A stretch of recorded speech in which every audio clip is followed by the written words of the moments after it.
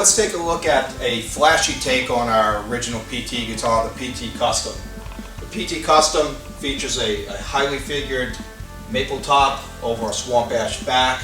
This one's finished in something we call Ace Burst. This one has our Super Rock Vintage pickups, which are big, open, but have a lot of clarity and jangle. Also tappable via the tone control, just like all of our humbuckers.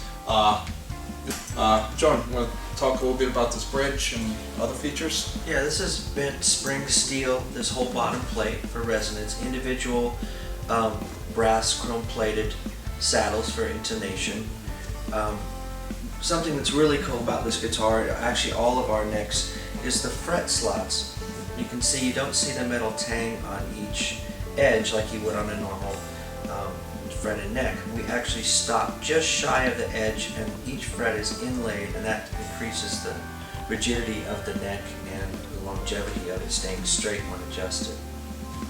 Yeah, lots of little details that sometimes get overlooked that just make this a special guitar, and it's the attention to details does run throughout our custom shop, and I think it assures the player when he purchases the Schecter USA instrument, he's getting top quality at an actual affordable price compared to the competition that's out there. So let's look at a couple more vintage takes on our PT design. This is PT Vintage, clever name we came up with on that one. But this one is vintage white, has a sort of a mint green pick guard. This has our Pasadena VT set, which John can give you a little bit more on the pickups and the construction and sound of these.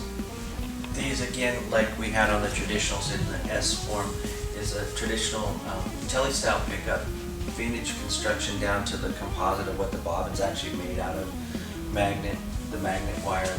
Just a great sounding pickup. We do pot them lightly in construction, but not enough to choke out the original sounds. It's a very vintage sounding pickup, very rugged. These guitars also have a little bit different shaped neck, a little rounder than on the traditionals. I think it's great for country, for pop. I think when you pick this up, it just has a very comfortable feel, especially for chording. Moving on to the black one, what do we have here, John?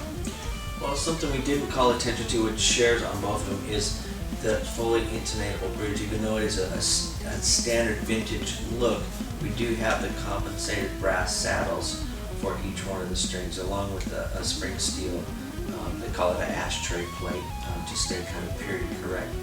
This has a Pasadena Vintage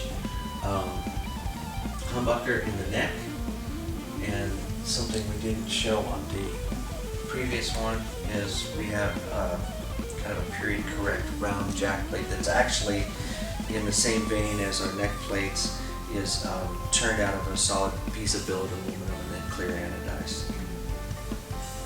So one thing running throughout this when John refers to period correct, that's always one of Schecter's big takes from back in the 70s, taking a vintage style instrument, vintage style parts, and kind of picking up on what end up being deemed as inadequate or inferior things in the build quality, back in the 50s and early 60s, and taking that look and just adding modern technology and handmade quality to it. And I think that you'll find that runs completely throughout of all these USA production instruments.